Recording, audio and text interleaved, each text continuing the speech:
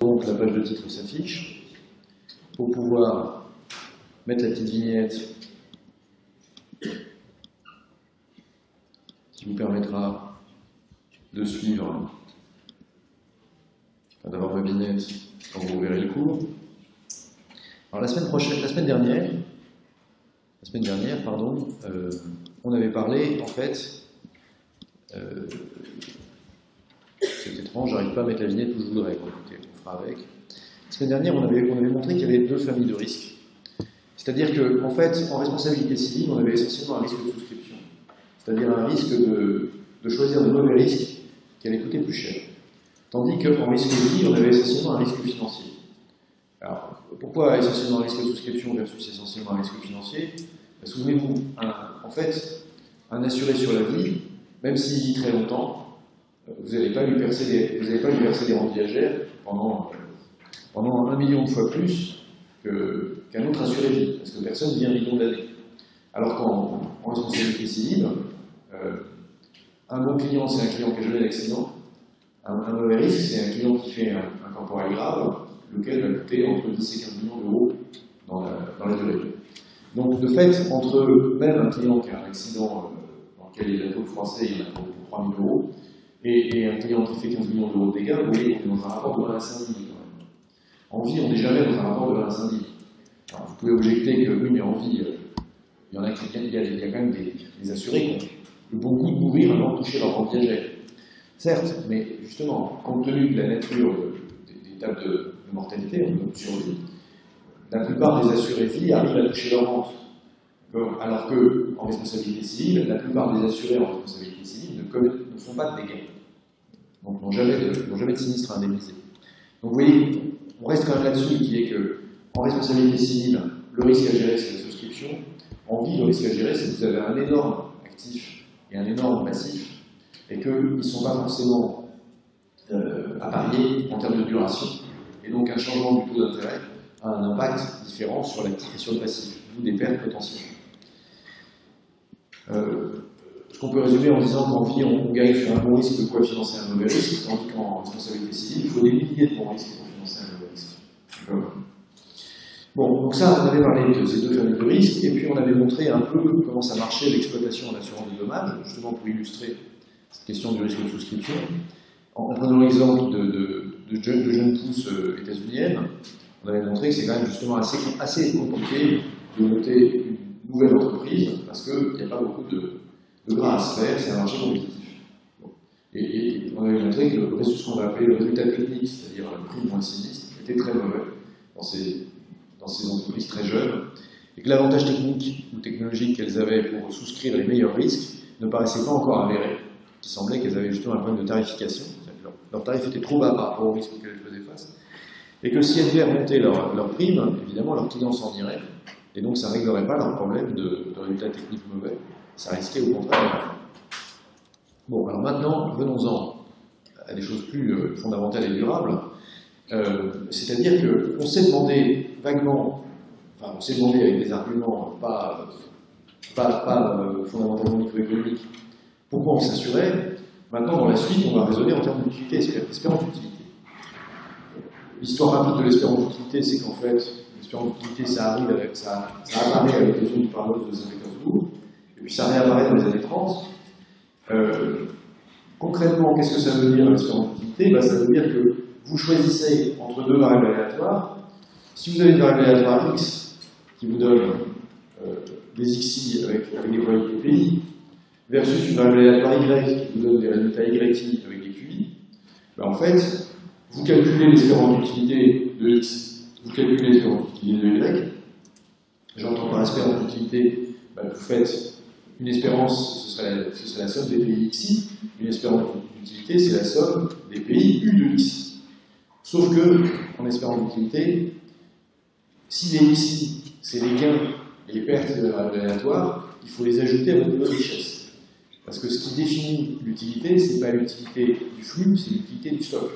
Vous n'avez pas une utilité pour gagner 1 euro, vous avez une utilité pour 1 euro de plus à votre fortune.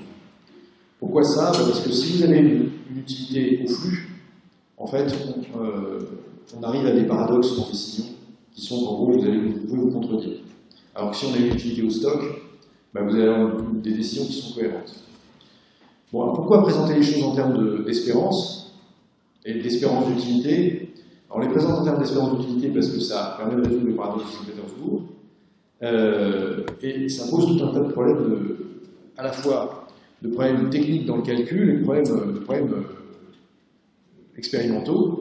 De problèmes techniques dans le calcul parce que, d'abord, si c'est pas très compliqué de calculer l'espérance d'utilité, en revanche, c'est très compliqué de calculer la valeur que vous déduisez de l'espérance d'utilité. D'accord? Parce qu'il faut inverser la fonction d'utilité.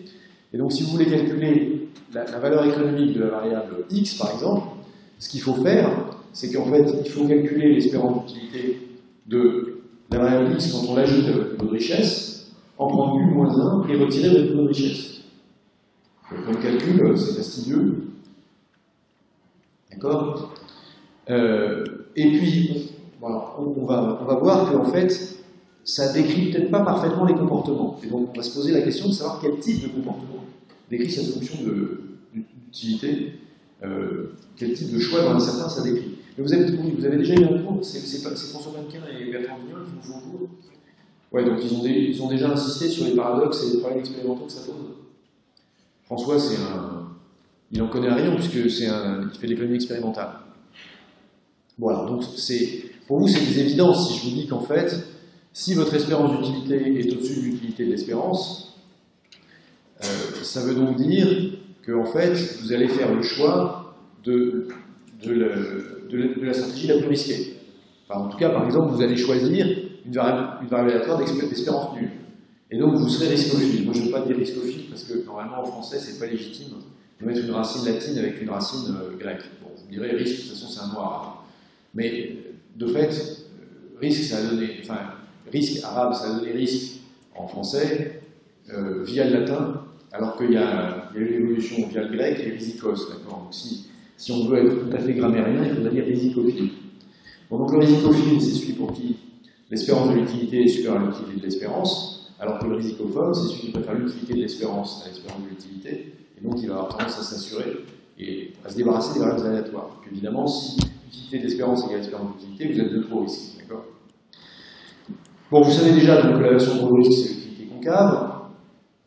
Hein, et donc là, justement, là on a l'utilité de l'espérance, alors que la corde, c'est l'espérance de l'utilité.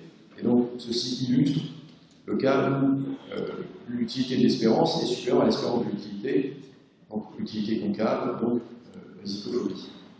Le bout du risque, donc la risicophilie, on l'a dit, c'est quand la corde est au-dessus de la fonction d'utilité, et donc quand l'utilité de l'espérance est supérieure à l'espérance de l'utilité. Et enfin, la neutralité au risque, c'est quand vous avez une fonction d'utilité linéaire. Bon, ça vous savez ce que c'est qu'une prime de risque? Bon, si vous savez ce que c'est qu'une prime de risque, c'est formidable. Donc en fait, l'idée d'une prime de risque, c'est que les agents risicophobes n'acceptent des perspectives risquées qu'en échange que si on les dédommage, d'accord? Donc c'est ça l'idée de la prime de risque.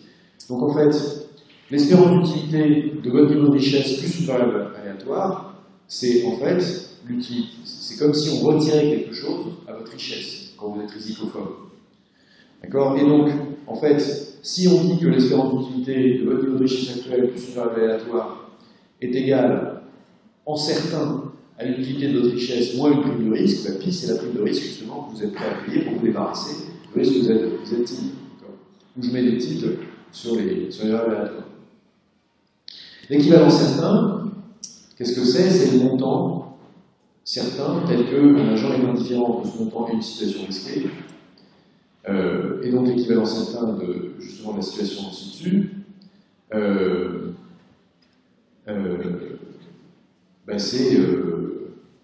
c'est que de fait R moins pi est égal à R plus Z tilde. D'accord?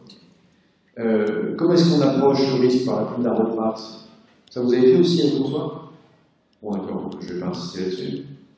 Donc vous savez en gros que l'idée d'Arrow-Pratt, c'est que l'idée d'Arrow-Pratt, c'est de faire un développement limité de la fonction d'utilité. Donc si vous avez une prime additive, si vous avez un risque additif, donc on se demande quelle est l'espérance de l'utilité de R plus donc votre niveau de richesse plus Z, une variable aléatoire. Là c'est un risque additif. Donc en fait, si vous faites un développement limité, l'utilité de R plus Z tilde, c'est l'utilité de R plus Z tilde plus l'espérance de Z tilde fois la dérivée de l'utilité de R, plus 1,5 de Z tilde carré en espérance, fois la dérivée seconde de l'espérance de R, de l'utilité de R, plus un truc qui est un terme négligeable. Bon, donc en fait quoi? Ben, en fait, vous pouvez écrire que une approximation de l'espérance d'utilité de votre niveau de richesse plus la variable aléatoire, comme c'est ici, c'est tout simplement l'utilité, en gros, c'est l'utilité de la richesse, plus si votre variable aléatoire a une espérance nulle, simplement le terme quadratique, puisque l'espérance de la variable est considérée comme nulle. D'accord? Par hypothèse. Bon, et donc du coup, en fait, ce que vous avez, c'est que vous avez tout simplement l'expression de votre prime de risque comme étant égale à 1,5 fois l'écart type de la version multipliée par la version pour le risque. D'accord? La version absolue pour le risque. Bon, cette version absolue pour le risque, pourquoi elle est importante? Ben parce qu'on voit qu'en fait, elle dépend de la courbure de la fonction d'utilité. Et donc, elle n'est pas la même selon le niveau de richesse auquel vous êtes. Et alors, j'aurais dû ici l'écrire, non pas avec des W, mais avec des R, je me rends compte. Bon, le sujet, c'est donc que si votre fonction d'utilité n'a pas toujours la même courbure, ben, votre coefficient de la version absolue pour le risque change. Et c'est là que, en fait, ça rejoint les préoccupations expérimentales, qui est que, normalement, la version absolue pour le risque, elle doit être décroissante, enfin, normalement. Dans l'expérience, la version absolue pour le risque est décroissante. Bon, donc, puisque je vois Bernoulli, j'ai déjà vu le problème de paradoxe de Pétersbourg. Je vous en ai parlé la dernière fois, excusez-moi, je vais vous dire. Bon, et donc, effectivement, la version absolue pour le risque décroissante, c'était une observation de Bernoulli, qui disait en gros que plus on était riche, plus on pouvait prendre des risques. Et donc, ce qui caractérisait les pauvres, c'était qu'ils ne pouvaient pas en prendre. Et donc, par exemple, face au paradoxe de Pétersbourg, les pauvres allaient miser moins que les riches, même si pour lui, on n'avait pas misé beaucoup. Bon, la version relative, vous savez, en fait, c'est ce qui permet de calculer la prime de risque pour un risque multiplicatif. Et ça permet de rendre compte de l'idée suivant laquelle la version pour une perte, enfin, ça permet de rendre compte de l'idée de la version pour une perte qui est égale à un tantième de la richesse. Ouais, donc là, c'est moins certain. Enfin, on est moins sûr de l'idée qu'un pauvre et un riche ait la même aversion à perdre 10% de leur richesse. D'accord? Bon, alors, évidemment, si on donne des fonctions d'utilité, c'est intéressant de discuter de leur propriété. Donc, si on donne une fonction d'utilité logarithmique, par exemple, je vous prie d'excuser, sur la version, dans la mesure où on a une prime, quand on dérive log, on a 1 sur la richesse, et quand on dérive 2 fois, on a moins 1 sur la richesse au carré. Donc, si on calcule la version absolue pour le risque, c'est 1 sur la richesse, donc elle est décroissante avec la richesse. La version relative, qu'on obtient en multipliant par W, elle est constante. Et c'est pas désagréable non plus. Alors pourquoi ça vaut le coup de discuter ça? Parce que justement, cette fonction logarithmique, c'était la fonction que Bernoulli avait choisie. Et il l'avait choisi en particulier parce que ce qui l'intéressait, c'était de modéliser la version au risque absolu décroissante. Une autre fonction qu'on utilise, essentiellement parce qu'elle donne des calculs faciles, c'est une fonction quadratique. Mais le problème de la fonction quadratique, c'est qu'il y a un maximum à l'utilité. Et donc, ça ne va pas de soi parce qu'il faut calibrer correctement. En fait, le problème des utilités quadratiques, c'est que ça donne une version au risque croissante avec la richesse et une aversion pour le risque croissante, une aversion relative croissante avec la richesse. Alors autant une aversion pour le risque croissante avec la richesse, ça peut correspondre à des intuitions et ou à des résultats expérimentaux, autant la version absolue croissante avec la richesse, pas terrible. Pourquoi j'ai mis 2 fois encore? Bon, donc la fonction quadratique, c'est pas terrible du point de vue des propriétés, enfin, ça ne ressemble pas vraiment aux résultats expérimentaux. Mais en fait, c'est utile parce que quand on fait des développements limités à droite de 2, de n'importe quelle fonction dérivable, on va se retrouver avec une fonction quadratique. Donc en fait, même si on n'aime pas les fonctions quadratiques, c'est des approximations des fonctions analytiques classiques. Et puis, à tel point d'ailleurs que bon, le modèle de Markowitz, qui est le modèle standard de la gestion de portefeuille, même quand il a été critiqué, la réponse de Markowitz, ça a été prenez d'autres fonctions d'utilité si vous voulez, mais quand on fait l'approximation par développement limité, de toute façon, on va se retrouver avec des fonctions quadratiques, ou mieux des fonctions cubiques. Voilà. Bon, alors si on prend une fonction inverse, qui est donc de dire que, c'est un dernier exemple de fonction d'utilité pour voir ses propriétés, un peu comme dans une fonction quadratique, on se donne un maximum, et puis après une forme hyperbolique avec 1 sur la richesse. Là, on a une aversion au risque qui est décroissante, ce qui est intuitivement satisfaisant, et on a encore une aversion relative qui est constante. La seule différence avec la fonction log, c'est qu'on va avoir une aversion pour le risque qui va être plus grande qu'avec la fonction log, tout simplement parce que la pente de 1 sur la pente de la fonction hyperbolique est plus forte que la pente de la fonction log. Voilà. Bon, donc on peut s'amuser à calculer les versions pour le risque pour différentes fonctions, je ne sais pas si c'est passionnant. Rappel d'arrobage, je ne sais pas si c'est passionnant. Je voudrais simplement revenir sur l'interprétation qu'il faut faire des problèmes expérimentaux de la théorie de l'espérance d'utilité. Parce que ça a particulièrement du sens de se dire que, après tout, si cette théorie, elle marche dans le bioanalytique, c'est-à-dire elle permet de faire des calculs, mais elle est contredite dans l'expérience, c'est quand même pas une bonne manière de représenter les choses. Bon, donc on va voir 2 minutes quand même les problèmes avant de voir comment on s'en débarrasse. D'accord? Pour ceux que les sujets intéressent, j'ai mis sur le site, sur l'écrit, le préprint en fait, du livre de Guilbois, traité théorie de la décision en incertitude. Les gens qui les questions de théorie de la décision intéressent, je leur conseille fermement la lecture du bouquin, qui est vraiment un truc extraordinaire. Ça va bien au-delà de la micro, c'est clairement un questionnement sur les fondements de la connaissance, puisque les décisions en incertitude, c'est pas seulement une décision économique. Les premières décisions qu'on fait en incertitude, c'est des décisions qui sont relatives à la connaissance. Et donc c'est à la fois une épistémologie, une théorie de la connaissance, et une théorie de la décision économique. C'est pour ça que c'est intéressant chez Guilbois. Bon, alors je vous rappelle que la principale remise en cause de l'espérance d'utilité, puis ça a été la première, et puis c'est finalement celle qui est la plus robuste, c'était le paradoxe d'Allen.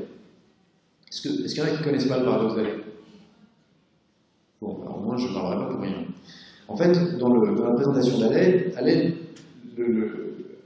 demande de faire 2 choix. Un premier choix entre une situation certaine, qui est donc la certitude de se recevoir 100 millions. Dans la mesure où Allen est écrit en 52, il s'agit de 100 millions d'anciens francs, ce qui ne veut pas dire grand-chose aujourd'hui, mais enfin, considérons 100 millions d'euros. D'accord? Donc, la question c'est, vous avez le bonus du patron de score, et vous avez la certitude de le recevoir. Comme vous pouvez le voir, ça n'empêche pas Kessler d'être joueur. Mais parce que, justement, Kessler, il a d'autres millions par ailleurs. Mais donc, vous avez à faire le choix entre la certitude de recevoir 100 millions, d'une part, ou bien 10% de chance de gagner 500 millions, 89% de chance de gagner 100 millions, et 1% de chance de ne rien gagner du tout. Alors, je vous demande, on va pas le faire maintenant, parce que de toute façon, ce truc, il est biaisé et manipulable comme on veut. C'est-à-dire que, de toute façon, je sais très bien que si je le fais en amphi, je vais avoir beaucoup de réponses B, et ça ne m'intéresse pas. La plupart du temps, ce qui se passe, c'est que quand les gens réfléchissent, si vous deviez le faire avec vraiment des millions à gagner, vous êtes sûr qu'il n'y a pas grand monde qui choisit B. Parce que la perspective de rentrer chez vous en disant aujourd'hui, j'aurais pu gagner 100 millions. Et en fait, j'ai voulu gagner 500. Et bien, j'arrive à gagner tout. Bon, voilà. Donc, c'est la raison principale pour laquelle il faut être même sévèrement déqualifié pour choisir B. Bon, deuxième couple de perspectives, et donc deuxième choix, est-ce que vous préférez C ou D? Donc, dans la situation C, vous avez 11% de chance de gagner 100 millions et 89% de chance de rien gagner. Et dans la situation D, vous avez 10% de chance de gagner 500 millions et 89% de chance de rien gagner du tout. Voilà. Et donc vous avez compris, en fait, quand vous mettez les deux bout à bout, que... Alors, d'abord, je vais expliquer le choix modal, c'est que bon, l'expérience a été refaite des centaines de fois. Et à chaque fois, il y a entre 40 et 50% des gens qui choisissent à la fois A et D. Alors pourquoi c'est un problème de choisir A et D? C'est un problème, en fait, c'est un problème pour la théorie de l'espérance d'utilité, parce que si vous choisissez A, c'est que votre fonction d'utilité est telle que U de W plus 100 exprimé en millions est supérieur à U de... Enfin, enfin 0,89 U de W plus 100, puisque vous avez 89% de chance d'avoir 100 millions, plus 0,1 U de W plus 500, puisque vous avez 10% de chance d'avoir 500 millions, plus 0,01 U de W, puisque vous avez 1% de chance de rien avoir du tout.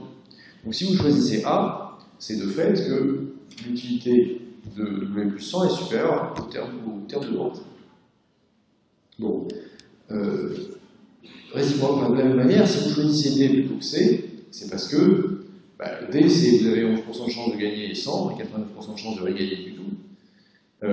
Pardon, ça c'est C, et D, c'est 10% de chance de gagner 500 et 90% de chance de rien gagner du tout. Donc si vous choisissez D, c'est que l'utilité qui est à droite est beaucoup plus grande que l'utilité qui est à gauche du signe d'inégalité. Jusqu'ici, tout va bien, sauf qu'en fait, par une petite transformation, on se rend compte que si vous faites le choix de A, c'est que votre fonction d'utilité doit être telle que vous devez faire le choix de B, le choix de C, pardon. Et donc, en fait, si vous êtes un agent maximisateur de l'espérance d'utilité, et donc si vous avez une fonction d'utilité qui ne change pas entre la réponse à la première question et la réponse à la deuxième question, vous ne pouvez pas choisir à la fois A et D. Vous devez choisir A et C, ou B et D. Bon, alors c'est là que vient le paradoxe. Et une fois encore, le paradoxe, c'est contredire l'opinion courante. Donc là, en l'occurrence, ça contredit l'opinion des économistes, puisque si vraiment les agents sont caractérisés par une fonction d'utilité, alors ils ne devraient pas choisir A et D, ils devraient choisir soit A et C, soit B et D. Bon, en fait, alors, la plupart des économistes ont interprété le choix de Halley comme étant une marque d'irrationalité, en disant c'est la théorie qui a raison, et si vous choisissez comme Halley, eh bien vous vous exposez à des violations très graves de la dominance première. Et en gros, si vous faites des choix comme Halley, si vous ne respectez pas la linéarité en probabilité de vos fonctions de décision, ce qui risque de vous arriver, c'est que vous pourriez être amené à faire des choix qui sont contradictoires. Alors, l'argument a été brandi un peu sans qu'on ait d'exemple, mais dans les années 80, il y a eu une série d'arguments sur le money pumping qui montraient justement qu'il était possible de faire des suites de choix intransitifs. Enfin, pardon, qu'il était possible de faire des suites de choix où si on n'était pas linéaire en probabilité, on violait la transitivité. Et donc, du coup, on perdait de l'argent à chaque, non pas à chaque choix, mais à chaque cycle. Alors, le problème, c'est qu'en fait, pour pouvoir vous proposer des choix qui soient vraiment vous montrer de la transitivité, il faut connaître exactement votre fonction d'utilité. D'une part, et d'autre part, il est vraisemblable qu'un agent qui se retrouve à avoir fait deux choix et à qui on propose un troisième choix qui le ramène dans la situation du départ moins quelque chose, il se rendra compte du fait qu'il a perdu. Et donc il arrêtera. Mais tout ça pour dire qu'il y a un problème fondamental, enfin, il y a un problème à accepter le truc que propose Halley, ça met en cause quand même, même si Halley propose une théorie de la décision alternative, et on ne va pas s'étendre là-dessus, ça pose quand même tout un tas de problèmes qu'on ne sait pas régler à l'heure actuelle. Et donc, le premier incident que ça pose, c'est de quoi est-ce qu'on parle quand on parle de maximisation de l'espérance d'utilité? Puisqu'après tout, on voit que au moins 40% des gens ne décident pas comme ça. Alors, on pourrait dire, après tout, les gens qui décident comme... les gens qui ont ces décisions-là, c'est des gens irrationnels, et moi j'appartiens aux 60% des gens qui décident rationnellement. En fait, ce ne sont pas 60%, parce qu'il y a aussi des gens qui choisissent B. Ce que Halley a montré quand même, c'était là que le truc d'Halley était fort, c'est qu'il ne s'est pas contenté de dire, voilà, vous choisissez entre A et B d'un côté, vous choisissez entre C et B de l'autre. D'abord, il a attrapé Savage lui-même. Vous savez qu'il a en fait posé la question à Leonard Savage, qui était le type qui avait proposé l'axiomatique de la théorie de l'espérance d'utilité. Il l'a invité à déjeuner et puis il lui a posé plein de questions. Et dans les questions qu'il lui a posées, il y avait les questions du paradoxe, et elles étaient séparées par d'autres questions. Donc il ne se souvenait plus de ses réponses à la première question quand il a répondu à la deuxième. Et donc lui-même, il a choisi à aider. Et donc quand Halley a dit, vous voyez, Savage choisit de la manière qu'il considère comme étant irrationnelle, Savage a fait un monde honorable en disant, oui, j'ai eu tort, la théorie arrive. Donc voilà. Pour Halley, ça a été un moment grenouille, parce que d'un côté, il avait humilié Savage, mais de l'autre côté, Savage ne renonçait pas à la théorie. Donc ce que Halley a fait, c'est qu'il a fait un questionnaire dans lequel il y avait des centaines de questions, qu'il a envoyé en gros, à tous les économistes de France au début des années 50. Quand je dis tous les économistes de France, c'est en particulier tous les polytechniciens qui avaient suivi son cours à l'école des mines et qui étaient, en gros, dans des fonctions de décision, parce que c'était des polytechniciens qui étaient soit économistes d'entreprise, soit dans des fonctions de direction dans les entreprises nationalisées. Donc tout ce que Halley considérait être l'élite éclairée de la décision économique. Et le résultat, plus quelques économistes, qu'il appelle l'école américaine, et ce qu'il appelle l'école américaine, c'est en fait des économistes français qui sont d'accord avec sa vérité. Et en fait, donc, Halley a montré de manière expérimentale que des gens qui sont extrêmement rationnels, extrêmement au fait de la théorie économique, dans certains cas, ils décident d'une manière qui correspond au paradoxe d'Halley. Bon, donc, en gros, il y a un argument qui dit « Ah oui, mais si vous ne faites pas ce que dit la théorie de l'espérance d'utilité, vous vous exposez à du money pumping, vous vous exposez à faire des choix intransitifs. » Et de l'autre côté, Halley dit je connais des gens très raisonnables qui ont été très bien classés au concours de l'école polytechnique, qui ont fait des très bonnes études d'économie, et qui par ailleurs ne font pas les choix de manière automatique. Leur délibère, c'est quand même d'expliquer et de soutenir la controverse. Je connais des gens très raisonnables qui font des choix qui ne sont pas conformes à la théorie. Donc, ne me dites pas que la théorie est rationnelle. En fait, simplement, il y a une zone où on ne sait pas décider. On ne sait pas dire si c'est la théorie qui a raison ou si c'est les gens qui ont raison, et l'argument du money pumping, il est trop fragile parce qu'en fait, on n'arrive pas à le mettre en œuvre. Alors pourquoi est-ce que malgré tout, on continue de faire de la théorie de la décision en termes d'espérance d'utilité? En fait, il y a deux réponses. La première réponse, elle consiste à dire, si vous regardez les théories qui ont remplacé les théories de l'espérance d'utilité, elles sont tellement compliquées que faire de la statique micro avec des théories compliquées, c'est compliqué, et donc on va éviter. Donc ça, c'est quand même, c'est pas entièrement la bonne réponse. La deuxième réponse, c'est la réponse de Pareto, d'accord? C'est que Pareto dit, on ne va pas s'intéresser au comportement limite, d'accord? On ne va pas s'intéresser au cas du gars à qui on propose une fois, est-ce que tu peux faire 500 millions tout de suite ou 1 milliard en 3 mois? Parce qu'en fait, c'est pas une question qui se pose vraiment. Bon, si vous avez de la chance, on vous posera peut-être un jour cette question-là. Mais ce n'est pas une question qui est économiquement intéressante. La question qui est économiquement intéressante, c'est la question qui est en fait le type de décision que vous avez effectivement à prendre. Et sur le type de décision que vous avez effectivement à prendre, vous aurez plutôt un comportement qui est du type espérance d'utilité. Parce que justement, vous allez résister au money pumping, et donc vous allez avoir des actions qui sont cohérentes. Ce que Pareto appelle les actions logiques. Et donc, même si la théorie de l'espérance d'utilité est remise en cause par tout un tas de violations expérimentales, de fait, on peut considérer qu'elle permet d'expliquer des comportements récurrents. Voilà. Alors, une fois qu'on a dit ça, on va rendre compte de la demande et de l'offre d'assurance en termes microéconomiques, d'accord? C'est-à-dire qu'on a déjà expliqué que la situation sans assurance, c'était la situation où on avait une probabilité P de faire face à un sinistre dont le montant était D. Donc, du coup, on a P fois l'utilité d'avoir sa richesse R entamée d'un montant D, et puis un moins P fois la probabilité d'avoir sa richesse absolument pas entamée. Et donc, on compare cette situation sans assurance avec une situation où on paye une prime, pi, donc on paye une prime pi dans les deux états de la nature, que ce soit l'état où il y a un sinistre ou l'état où il n'y a pas de sinistre, et en échange de cette prime pi, s'il y a un sinistre, on est indemnisé d'un montant D-F, puisqu'il y a une franchise F. Alors, je garde cela pour le prochain cours, non, pardon, ça c'est les transparents de l'an dernier, mais là on n'a pas le temps d'avancer. Donc, en fait, on va avancer sur l'assurance optimale dans un modèle à deux états. Les deux états, c'est l'état sinistre et l'état pas sinistre. Donc, on fait comme hypothèse dans ce modèle d'assurance optimale, le choix de l'assurance, qu'on a un individu qui est risicophobe. Évidemment, s'il est risicophile, il s'en fiche d'avoir un risque. Enfin, c'est pas qu'il s'en fiche, il est très content. Bon, alors, vous savez quand même qu'il y a toute une partie de l'assurance, on a déjà parlé, qui est une assurance obligatoire. En particulier, la responsabilité civile du conducteur et la responsabilité civile du locataire. Ça, c'est obligatoire. Et donc, ça lève la question de savoir si l'assuré est risicophobe ou pas. De toute façon, il est obligé de s'assurer. Alors, vous pouvez mettre un gros super en disant, oui, mais le mec est vraiment risicophile, c'est celui qui, malgré l'obligation d'assurance, ne va pas s'assurer. Certes. Mais là, les termes du pari sont tout à fait les mêmes. D'un côté, non seulement vous avez le risque de l'accident, mais en plus vous avez le risque de vous faire attraper par les gendarmes et d'avoir une peine supplémentaire. C'est un deuxième accident. Il y a l'accident en gendarmerie, l'accident en conformité. Bon, donc on ne traite pas ce cas-là. On ne s'intéresse pas au cas des gens, d'accord?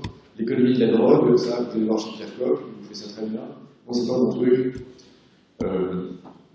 je m'intéresse au contraire aux gens qui n'ont pas de problème avec la réglementation. Enfin, on s'intéresse au mainstream, c'est-à-dire aux agents qui ont des versions pour le risque. Et la question qu'on se pose, c'est qui sont les acheteurs d'assurance, même quand ce n'est pas obligatoire.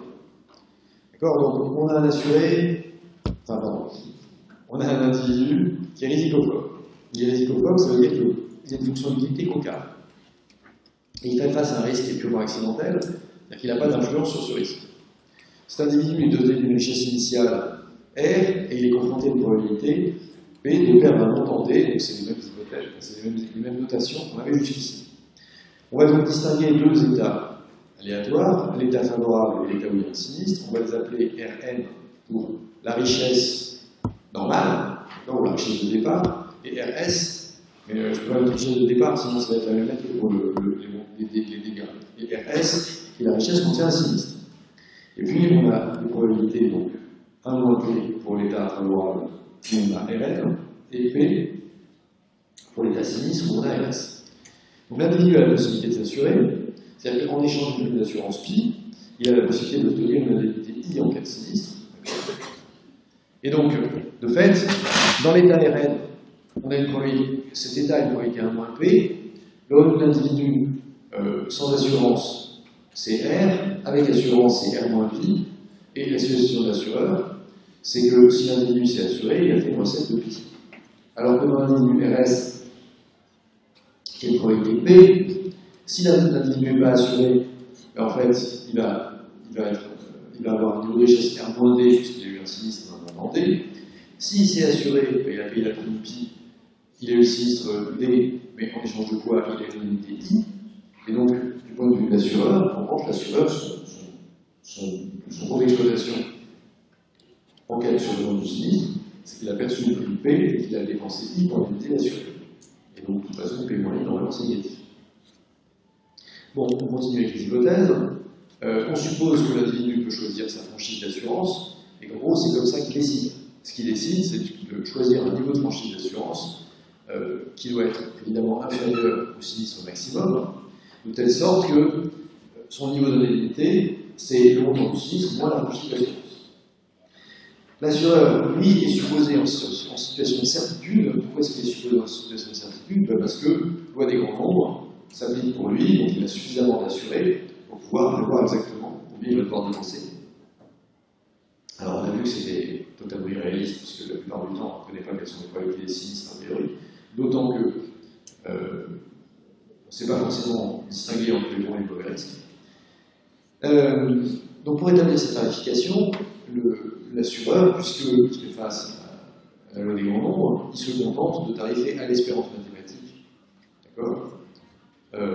Et donc il tarife en fait à la plus pure.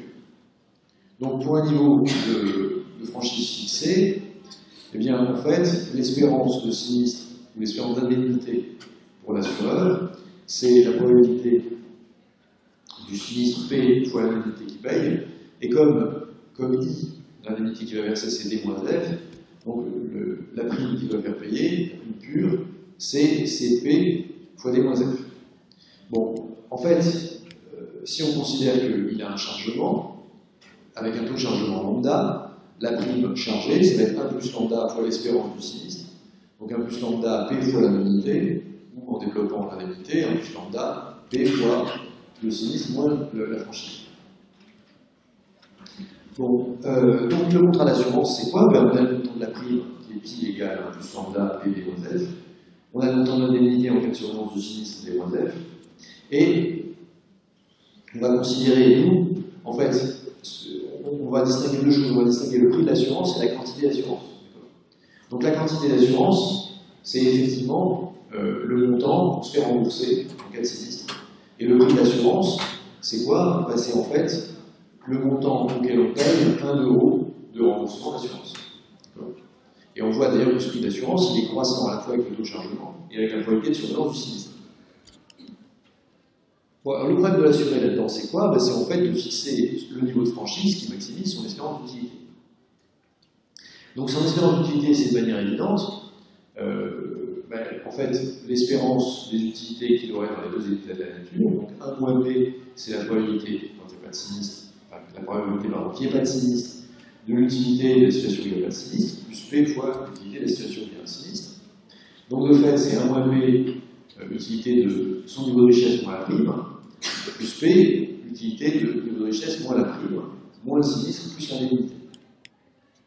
Si on remplace la prime par 1 plus lambda P D moins F, bah, on a une équation un peu plus compliquée. D'accord? Et cette équation un peu plus compliquée, pour la résoudre, qu'est-ce qu'on va faire? En fait, ce qu'on a dit, c'était que c'était la règle de décision, c'est de la franchise. Donc on cherche à maximiser l'espérance d'utilité, on cherche à maximiser cette quantité sous une contrainte. Il y a besoin de contrainte, parce que la contrainte, on l'a intégrée. En fait, la contrainte, c'était que l'assuré ne perde pas d'argent, que l'assureur ne perd pas d'argent. Donc c'est ça qui nous a permis de déterminer la prime chargée. Donc quand on dérive cette quantité par rapport à la fonction à la variable de décision, c'est-à-dire par rapport à la franchise, qu'est-ce qu'on obtient? On obtient de manière évidente, en fait, puisque ce qui se passe, c'est que ce qu'on voit, c'est qu'on a du F dans R moins pi D moins F. On a du F là-dedans. Donc, si on dérive par rapport à F, évidemment, la dérivée du premier terme, ça va être quoi? Ça va être qu'on a le terme 1 moins P dedans, d'accord? Et puis, ce qu'on a, c'est qu'on a moins pi moins F. Donc en fait, c'est comme si on avait du pi F dans la fonction d'utilité. Donc, dérivé de pi F, ça nous fait pi prime, d'accord, de Rn, puisque ça c'est R. Bon, et puis de la même manière, ici ce qu'on a, c'est qu'on a moins pi moins F, donc on a encore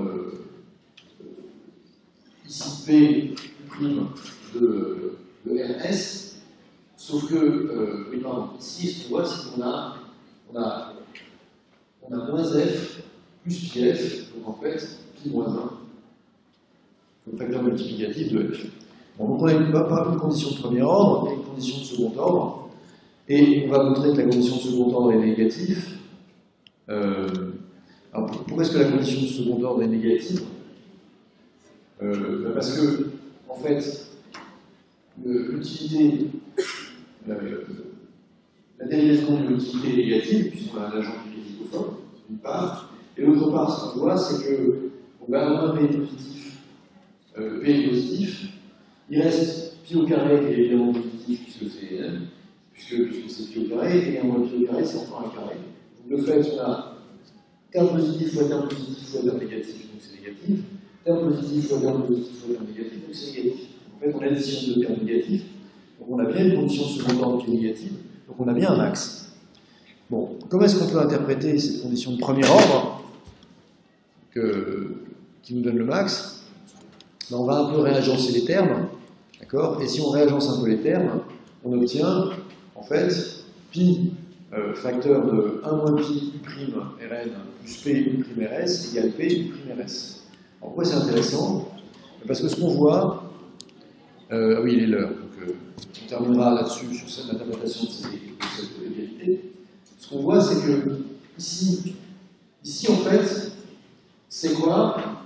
P, c'est la probabilité qu'on ait l'accident, et U prime RS, c'est le marginal de l'assurance en cas de sinistre.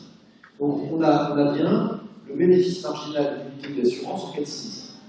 Et ici, qu'est-ce qu'on a? On a 1 moins P U prime Rn plus P U prime RS fois le coût de la prime. On a en fait le coût marginal de l'unité d'assurance, là c'est pour tous les états de la nature, qui est égal au bénéfice marginal de l'unité d'assurance en cas de sinistre. Donc en fait, une interprétation de la condition d'optimalité, c'est que on va choisir la quantité d'assurance qui égalise le coût marginal de l'unité d'assurance dans tous les états de la nature, avec le bénéfice marginal de l'unité d'assurance qui est évidemment ressenti uniquement dans le cas où il y a un sinistre. Voilà, cela étant dit, je vous remercie de votre attention. Je vous souhaite une bonne journée. À l'écart des troubles, grâce à l'assurance. Toujours.